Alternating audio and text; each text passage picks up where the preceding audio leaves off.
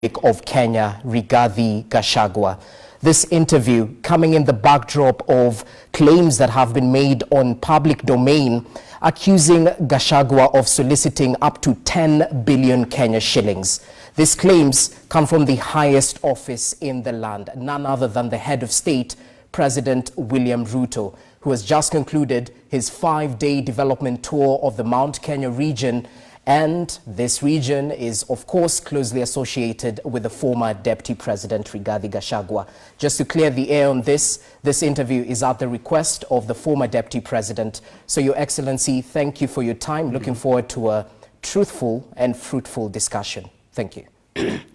Welcome, Rogers, and thank you for creating time to come and talk to me so that the people of Kenya can benefit from my reply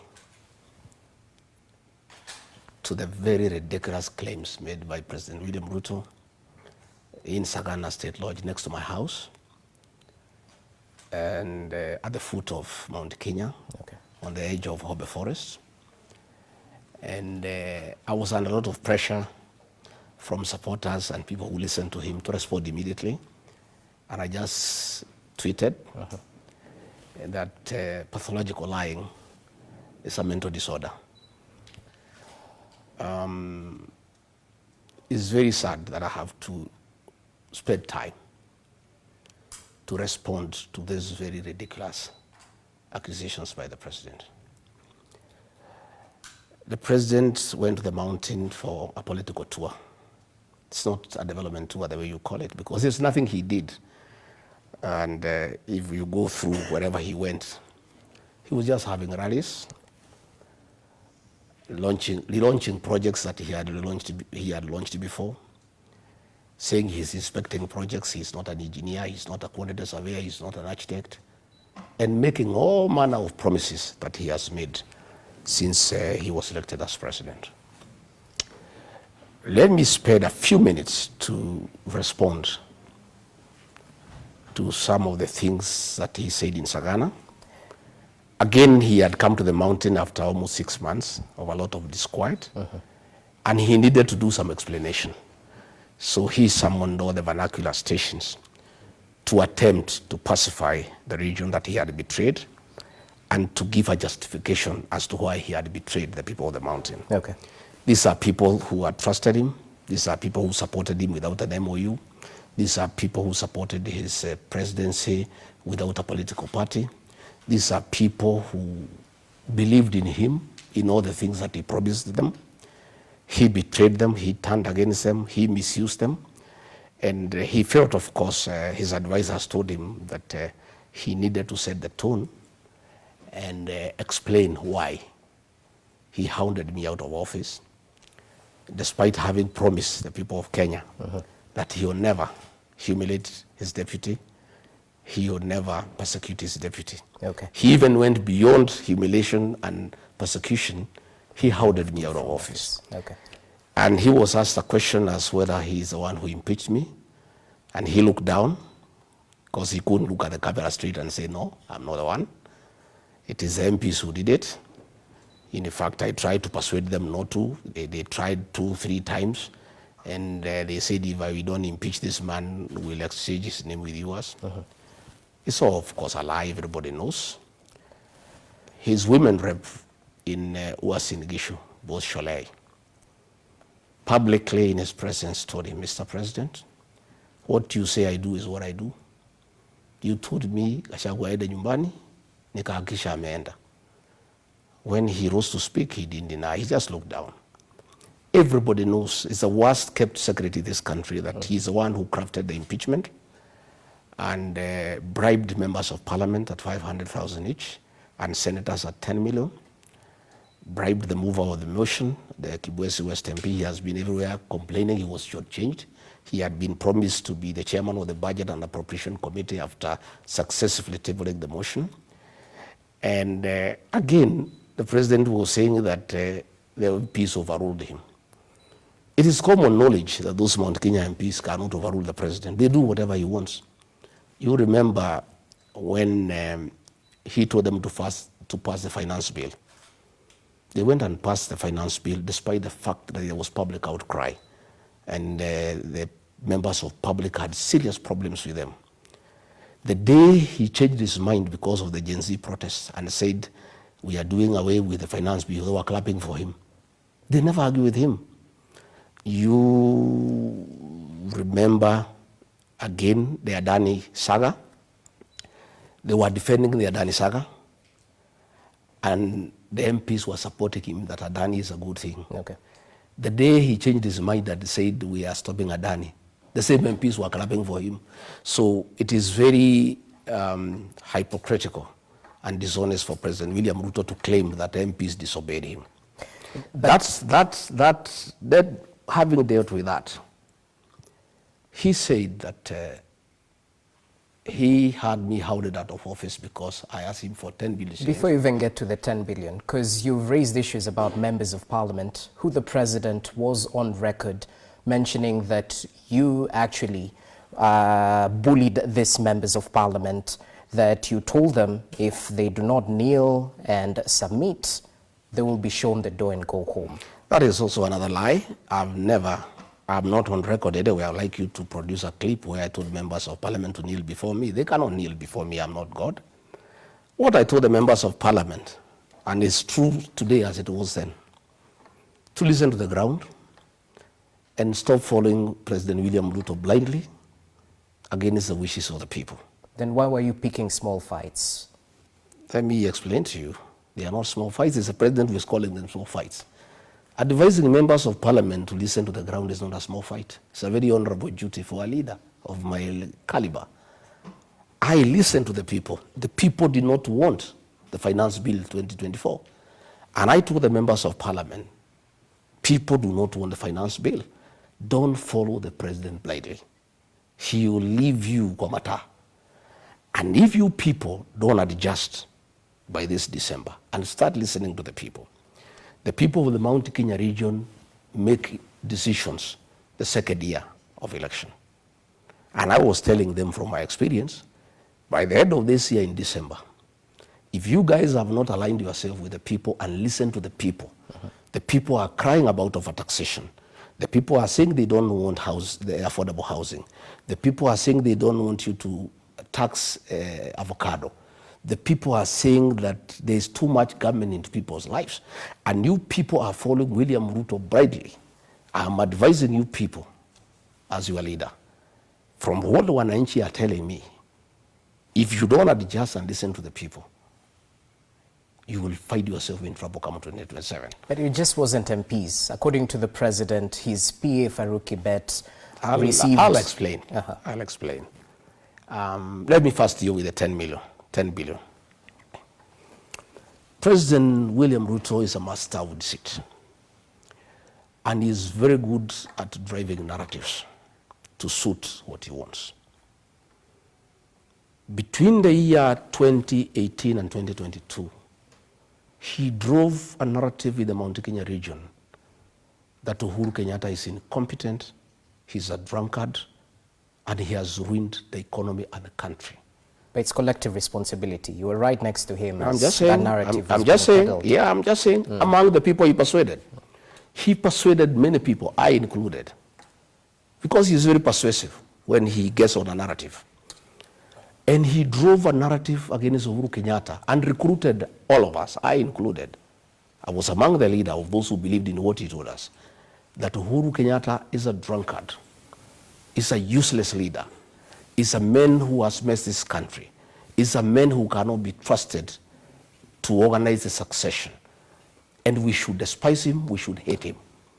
And we listened to William Ruto and he persuaded us. 5 years down the line, Uhuru Kenyatta is gone. William Ruto, the one who said Uhuru is incompetent, has come on stage. The education system that was working when Uhuru Kenyatta was there is finished. Children at home. The health system has crumbled. People are overtaxed. Nothing is working in the country. Yet, at that time, he had persuaded us that Uhuru Kenyatta is an incompetent man, is a drunkard, is a leader not worth talking about. He came and persuaded us that our enemy as a region is Raila Odinga, who is a witch doctor. And since Uhuru Kenyatta has brought him, and Uhuru Kenyatta does not mean well for us, we should hate Uhuru Kenyatta and trust William Ruto to carry our destiny. We believed him. He's very good in driving narratives. So when he came to the mountain, he needed to drive a narrative against Rigathi Gachagua, thinking that the people are as gullible as they were then. And he was confident that if he could successfully drive a narrative against Uhuru Kenyatta when he was president, he could equally drive a narrative against Rigathi Gachagua. And he cobbled this narrative of 10 billion. The purpose was to show the people of the Mount Kenya region, this Gachagua guy is a very selfish man. So did you or did you not blackmail the president? Of course I did not blackmail the president, because if I did, Rogers, yes, it would have been accusation number 1 before the Senate. Impeachment. This impeachment was crafted by William Ruto. It was drafted by the National Intelligence Service and Professor Kindiki. And the president even had blackmailed him. Blackmail is a criminal offense. It should have been accusation number 1. It did not appear anywhere. Since October 18, the president has never talked about it until he came to the mountain. And the president had better make up his mind why he ordered me out of office. When he went to Western Kenya, he said he got rid of me because I was incompetent and tribal. He never told the people of Western Kenya asking for 10 billion. When he went to Northeastern Kenya, he said he got rid of me because I'm divisive and I don't like the unity of the country. When he went to Nyanza, he said that I am primitive, yeah, and corrupt. When he came to the mountain, he never said I'm tribal, because he cannot say that. He never said I'm incompetent, because he cannot that. Okay. He said that I was asking for 10 billion. In fact, on Thursday morning, he met Madeira women dancers. There is a group of 1,000 women that I put together to dance for Uhuru Kenyatta, and then I handed them out to William Ruto. Most of them are friends of my late mother. Others are women who have educated their children from Form 1 up to university. My friends. He met them and told them, huyu Rigathi wenu alikuwa anaitisha mimi bilioni 10. Na nikaona kuliko kule peke yake, nimfukuze, hii pesa nigawe na nyinyi nyote. So leo mtakula hii pesa ningepatia Rigathi. Those women, he gave them each 8,000 shillings. That is 8 million shillings. And he gave another 2 million shillings towards the funeral of their cheerleader who has died. And the women called me and said, this man is a liar, because we know you. During the 2022 elections, Roger, William Ruto picked me as running mate because of my mobilization skills and my capacity to mobilize resources. Everybody knows I'm not a poor man. I was in a lot of trouble with the fourth administration because of funding William Ruto. The fourth administration froze my accounts so that I stopped funding William Ruto. The fourth administration blocked all my businesses so that I stopped giving money to William Ruto. I put serious money into his campaign. I am not the kind of man to go asking William Ruto to give me any money. In any case, let me ask you a question. William Ruto should make up his mind how much money I'm supposed to have asked. His chief propagandist, that is Itumbi, wrote, and it's there, I have a copy, I will give it to you. I remember, yes. That I'm asking for 6.5 billion. Okay? Sure. His Mr. Fix-It, Kimani Ichung'wa, went to Europe in an interview and said, I'm asking for 8 billion. William Ruto says, I'm asking for 10 billion. Between his Mr. Fix-It and his chief propagandist and William Ruto, can't they sit down and agree the figure that Rigathi Gachagua is supposed to have asked for? So I want to explain to you that there is nothing like that. It was just a narrative he wanted to bring to the mountain because he needed to explain to them. Because he committed himself that he would never humiliate his deputy. He went beyond got rid of me. He needed something to tell the people of the mountain. But of course, everybody knows it's a lie, because if that was true, it should have come in the impeachment. Again, let me tell you, Rogers. But I have to ask you, because you're equally on record in public mentioning that President William Ruto offered you 2 billion Kenya shillings to resign ahead of the impeachment in October. Yes. So isn't that a counter-narrative? No. I talked before. He talked the other day. Okay. I have not talked after he has talked. So your claims are true? I said he talked to me. He sent a very senior officer in government. Well, he called me myself when we disagreed and said, I cannot work with you. I would like you to resign. And if you don't, I'll impeach you. And later on in the interview, I'll tell you why we disagreed. And he said, instead of you going home empty-handed, and since you assisted me, I would like you to go with your retirement package, and I can get you some money to get you started off, like 1.5, 2 billion. I told him to go to hell. I'm not interested. I'm priceless. And that kind of money, you know I have. You know how much I funded your campaign. I am not a man to be given 2 billion shillings. You know what kind of money I am into. And therefore, I said, fine. He sent a very senior officer to come and see me. On Thursday, when the National Assembly resolved that I should be impeached by going to the Senate, that Friday morning, he sent a very senior officer to come and see me. And he gave me his terms. And against my ethics, because I don't record people, I recorded that conversation, giving me that offer from the president. I have that record, okay?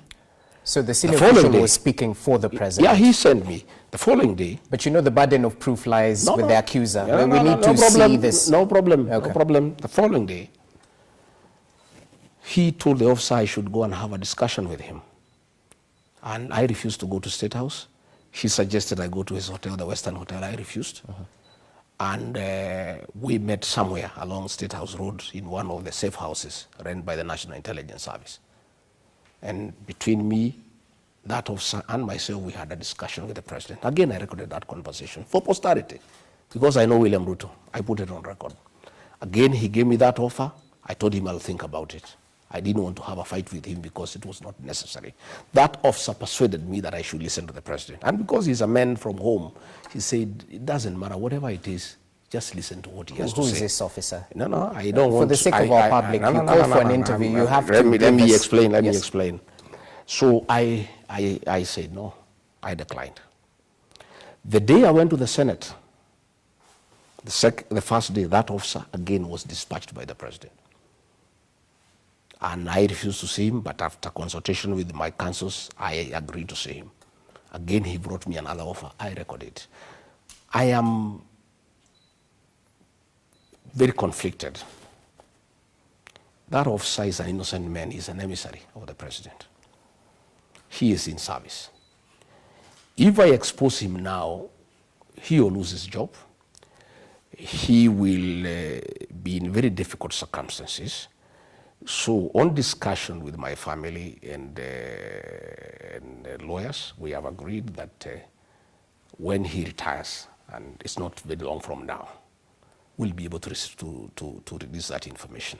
And I've done that because I know his family, and I don't want to jeopardize his position.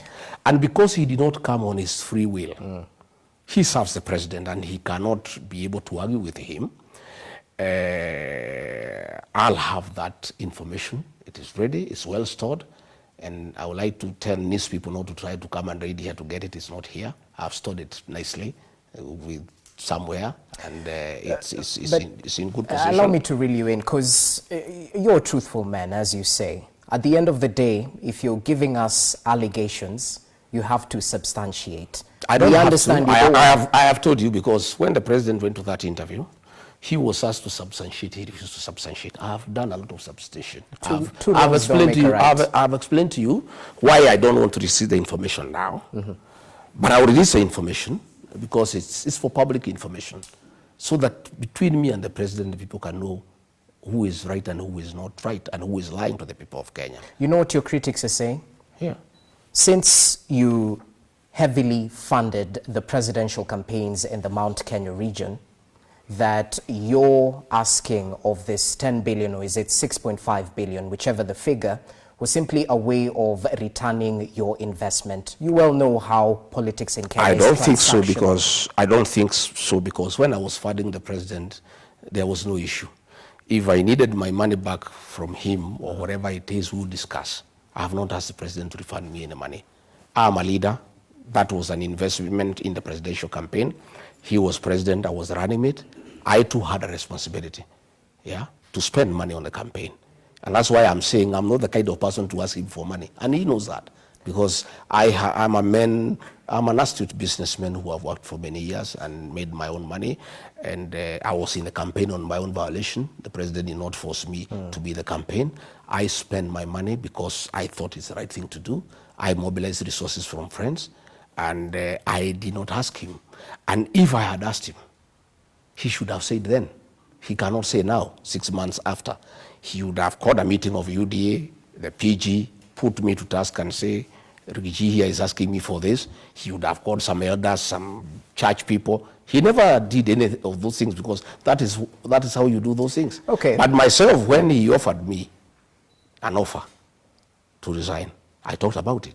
I did not waste time. I talked about it because that is a situation. But it's still a narrative. We'd like to substantiate this claim, sir. I have told you what I need to tell you. And the long and short of it all is that the president wanted to create a narrative with the mountain. And you see, these mountain people are looking at him very closely, because the things he said about me are not the things he is saying today. Okay?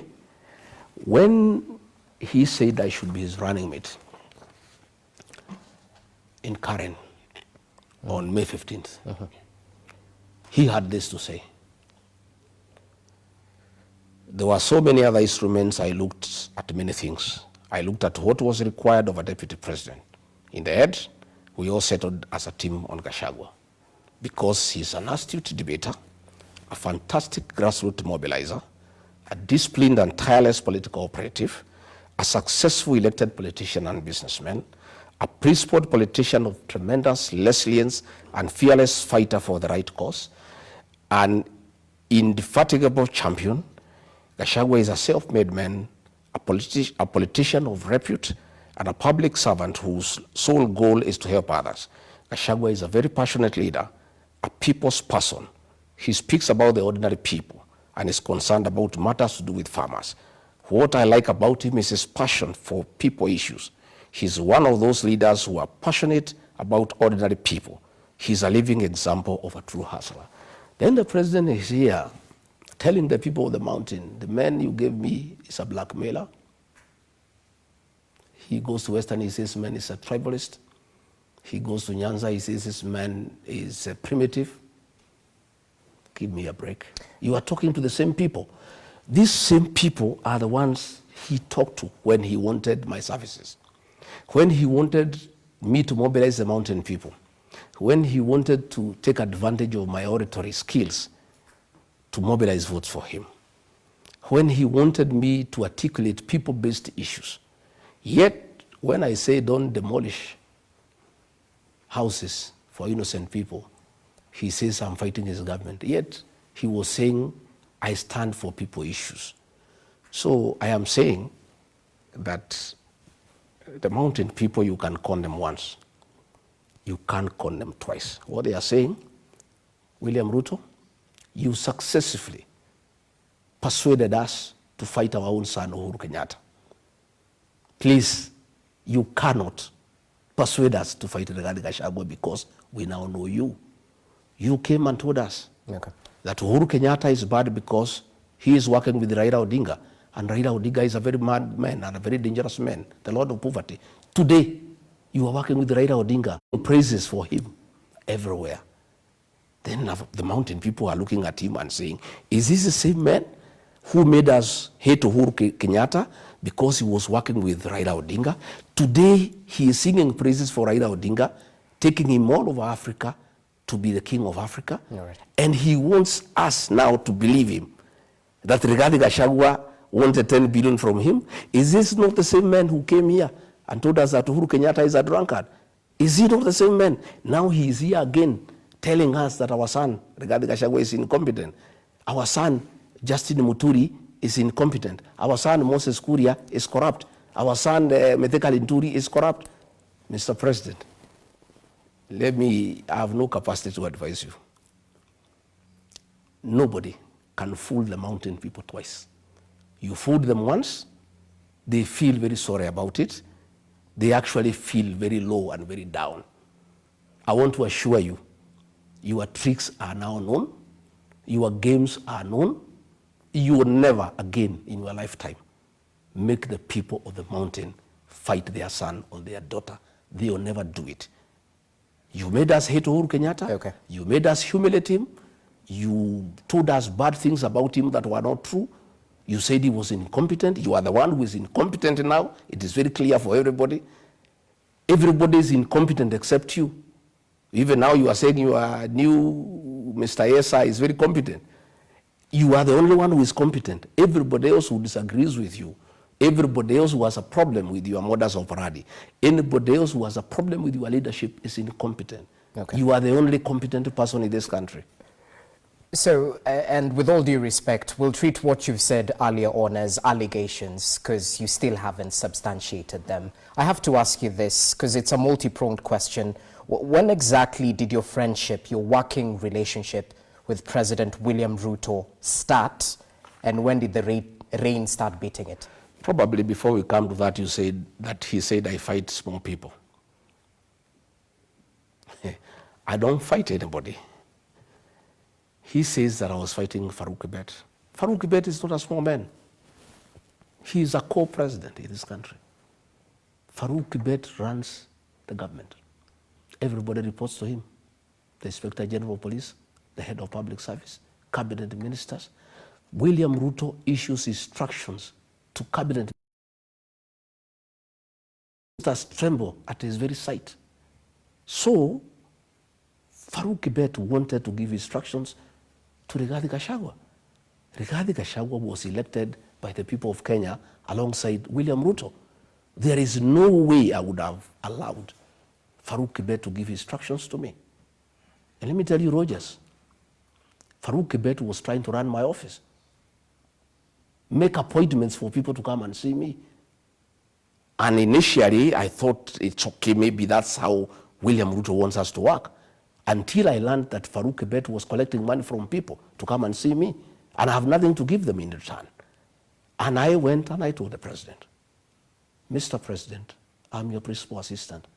Please, your personal assistant cannot give me instructions. And if you want to give me any instructions, you give them yourself and I obey them to the letter. But you cannot use your PA to order me around.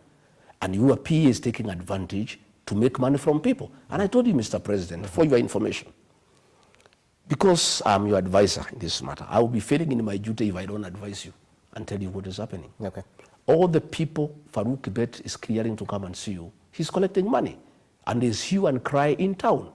And State House is getting very disrespected because it has become a center of corruption.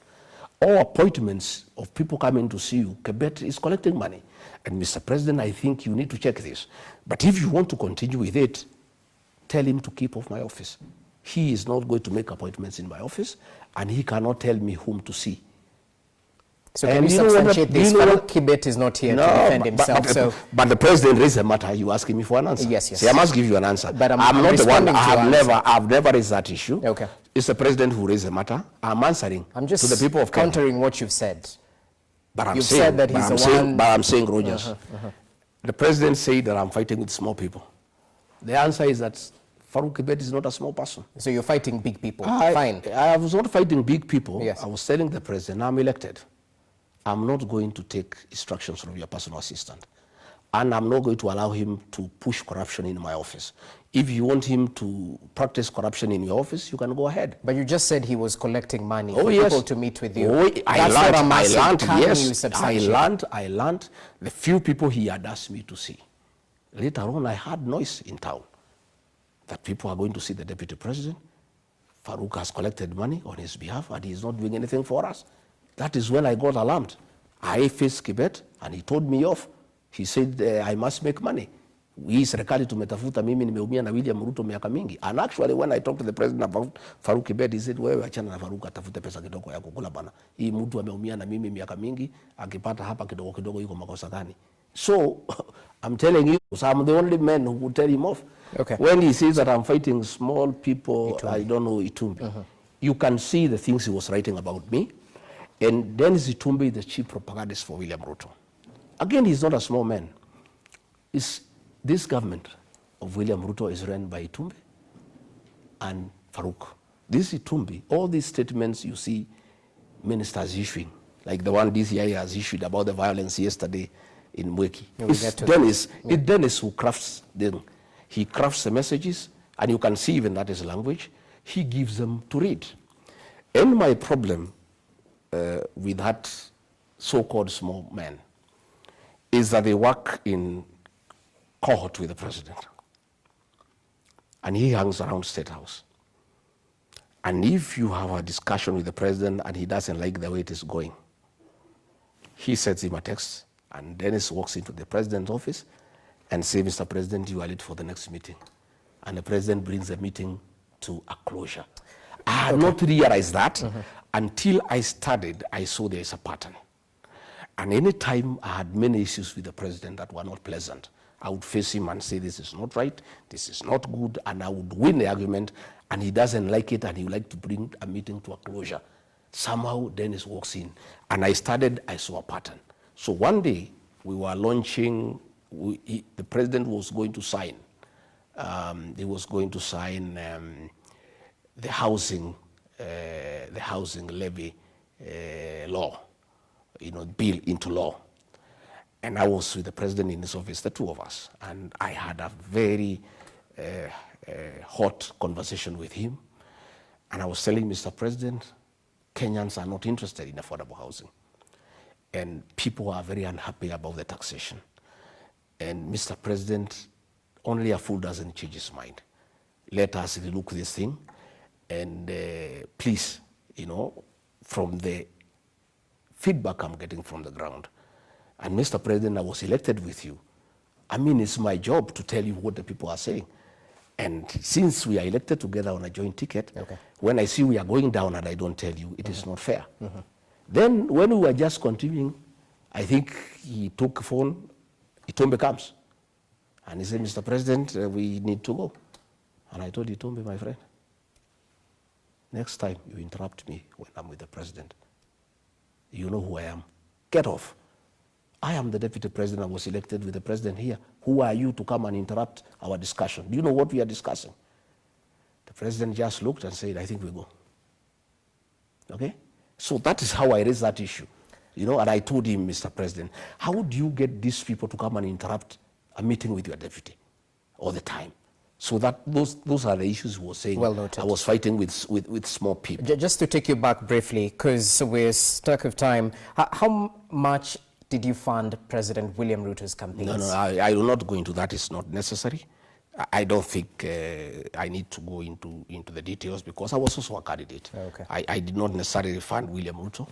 I funded the campaign because I was part of the campaign. And I don't think I need to go into those details. Then tell me this, when did the rain start beating your friendship? When exactly? It's not friendship, Lily, but we went into a covenant with the president.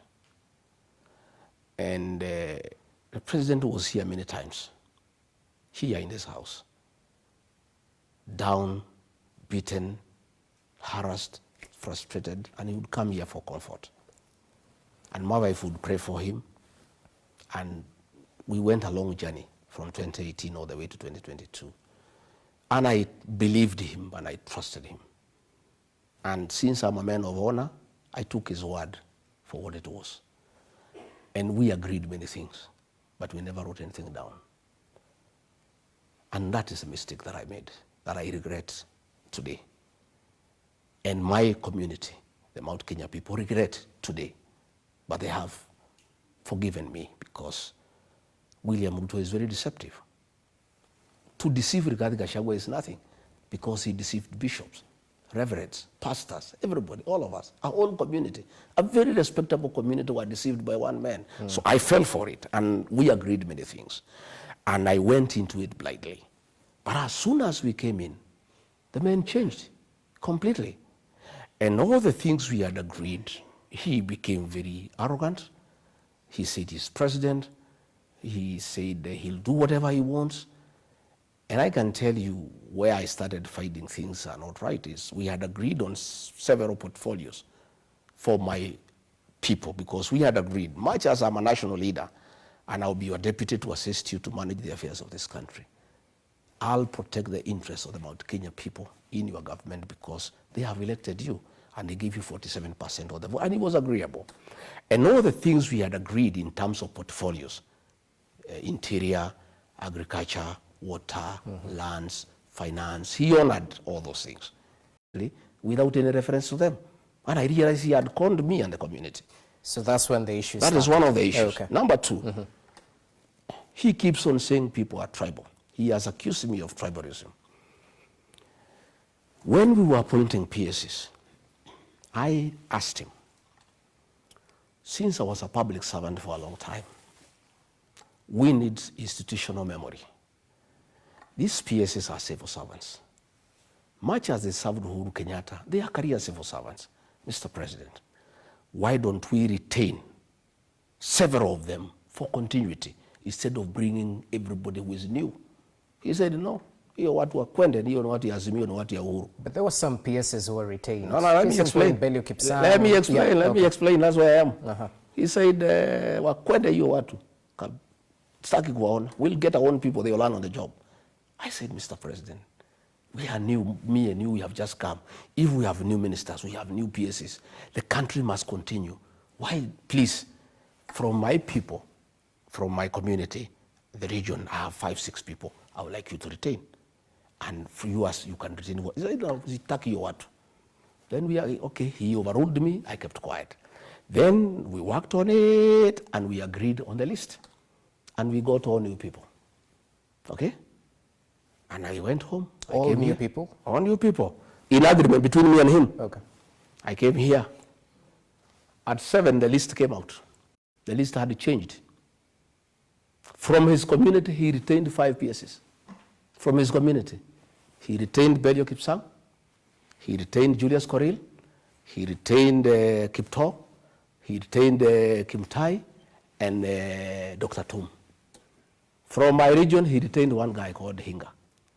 This is not fair. You have started shortchanging me right in the beginning of our government. He told me, wewe Rigathi, wewe ni kumpafu sana. Kama you want to be the appointing authority, my friend, you run for president, you can appoint the PSs you want. This is my government. Now ukwende, and he switched off the phone. That is, and when I hear him talking... That was in 2022. Yeah, 2022. That was the 2nd month in government. So when I hear him talking about tribalism, that Rigathi Gachagua is tribal. When you look at the way he reappointed PSs from his community and chased away all the other PSs from all the other communities, except his own community. When you look at the appointment of CEOs in parastatus, there are more than 60 from his community. And he talks about tribalism. You know, I've heard him saying hatutaki ukabila. You know, hii Kenya ni yetu sisi wote. Sisi bana hatutaki ukabila. Munikubalie niunganishe wa Kenya wote. Hii Kenya ni yote sisi wote. Then more than 60 CEOs of parastatus are from his community. Okay. That is where I just realized things are not what I thought they would be. And when I tried to talk to him, he was very abusive. And I kept quiet because I didn't want to have a fight with him. I just, you know, played along, and we just continued, you know. And then along the way, he started purging people from my community. He wanted to get rid of the Commissioner General of KRI, Mr. Mburu. And I said, no, Mr. President, we agreed with you that 1 for 1. I mean, if you want to change Mburu because he was Uhuru's, you replace him with somebody else. So he said, okay, no problem, let him go, we will replace him. When the replacement came, he took me around, he gave it to somebody else from another region, you know, and like that. And then we went to Earth Water, he sacked somebody called Engineer Thoita. Okay. Like that, we went to the sports fund, he removed somebody. With the time I realized that he had, in a very calculated manner, having a purge on my people. And I started now fighting back. And I would face him and say, Mr. President, these people from this region voted for you, 47%. You will not be president without their vote. They are asking me questions that I cannot answer. The issue of pending bills, 900 billion. People came to me to see me. And I saw him, I said, Mr. President, for us to improve circulation of money into the economy, why don't we make the payment of pending bills a priority? Sema hiyo watu ni watu ya Uhuru bwana. Hiyo biashara walifanya kwa Uhuru, waende watafute Uhuru walipe. I said, my brother, that was a government that was legal. It was not an illegal government, even if it was headed by Uhuru Kenyatta. Mm-hmm. The liabilities of government under President Uhuru Kenyatta are our liabilities. Money that we have borrowed from foreigners, we are paying, even if it was borrowed Uhuru's time. Mm-hmm. Even this money that our people have worked on, he said, no, wacha tufanye mambo yetu bana. And I just realized that the priority was to do new business so that people can have their cut. They didn't want to pay money for old business because they were not part of it. You know, those are some of the issues that started giving us problem and we went along. And thanks for clarifying that, because people might wonder where exactly did the rain start beating. But I have to be the devil's advocate here, Your Excellency, because at the end of the day, the people who still associate you closely with the head of state, since you campaigned for him vehemently before the 2022 general election, and thereafter, that's when, you know, this working relationship was a little bit skewed. To those who equate your complaints the same way as they equate those of a jilted lover, that since you faced the axe, now it's obvious that you won't go around praising the head of state. I didn't start saying I have a problem with him when I was asked. I started saying before, if you remember. On June 25, when policemen massacred our children, the president called a press conference and he did not invite me and say the agencies are criminals who are prisoners. The following day, as deputy president, I called a press conference in Mombasa. And I told him off. I said, these are not criminals. These are our sons and daughters. I had not been jilted. I had not been asked from office. I stood firm. And let me tell you, one of the issues I disagreed with the President William Ruto up to today, and I will never give in, was abductions and extrajudicial killings. I am a father. I am a Christian. I am a husband. I am a leader. I am an elder in my community. Children are our flowers. You cannot kill children because they're asking questions. And the questions they're asking are legitimate. That we are running down the country, that there is too much corruption, that we are not listening to the people. Those young Gen Zs were listening legitimate issues that I had personally raised with the president. Allow me to interject. And I can tell you, after that, he accused me of having been behind the Gen Z protest. Okay? And I said I was not behind the Gen Z's protest, but I associated myself with what I was saying despite being deputy president. So you cannot sit here and tell me that I have started raising these issues, you know, because we disagreed or because I left. You remember, in the Senate, there was an accusation against me that I had opposed evictions of people from Nairobi River. I raised that issue when I was deputy president. True. There was an accusation that I rejected the haphazard relocation of traders from Wakulima Market. I started disagreeing with the president a year ago. Our disagreement around October was the culmination of a whole year of total disagreement. Okay, but I'll have to voice what critics say. At the end of the day, weren't lives lost during the 2023 Azimio protests? Did you speak vehemently against it? No, that time, the first 1 year. The first 1 year. Briefly, as we take a break, yes. The first 1 year, I believed in the president. And you heard him excuse me that I was not defending government programs. Wewe kushasikia Rigathi akienda kwa TV kutetea housing program. Wewe umesikia Rigathi akienda kutetea education model. The first 1 year nilikuwa naenda, and there are clips. Until I realized the affordable housing is a fraud. It's a business venture between the president and Defki to sell cement, to sell steel, to sell Mabati. I stopped defending it. Well, Devki is not here to defend No, he's himself. not here, but I'm Yes. just saying. Okay. And I stopped defending it. And even the president tried to tell me to go to TV to defend the housing program. I told him I'll not go. When I learned the university model is not working, and it was very unpopular with the students and parents, I refused to go. So he wanted me to go and defend Adani, which is corruption. I refused to go and defend. He wanted me to go and defend Shah. Okay. And it's corruption. I refused. But you know, my and question, I am saying. allow me to ask you. Yes. Because my question is centered on the 2023 Azimio protests. Did abductions start in 2024? They started in 2024. They started in 2024? Yeah. The real abductions, and I can tell you. There's no fake abductions. No, I'm just telling you, when it became clear to me, is when 101 officers from the administration police, Okay. on the authority of the president, were transferred to the National Intelligence Service and given very extensive training, is when we started getting people complaining that people are disappearing. And I went into it, and I started seeing signs that are not good signs. And I faced the president more than 3 times. And he feigned ignorance. But when I came to check, I found he knew what is going on. These abductions were being done by the National Intelligence Service. And I had a problem with them because I am a very straightforward man. Okay. And I spoke very strongly in the National Security Council. And I said, Mr. President, let us not treat the symptoms, but diagnose the problem. Okay. These Hold young on to people, that we thought. need to find out why they are complaining. Yes. Killing them, abducting them, is not a solution. Hold on to your thoughts. We take a short commercial break. Do stay with us. The Wamunyoro bombshell continues in just but a few.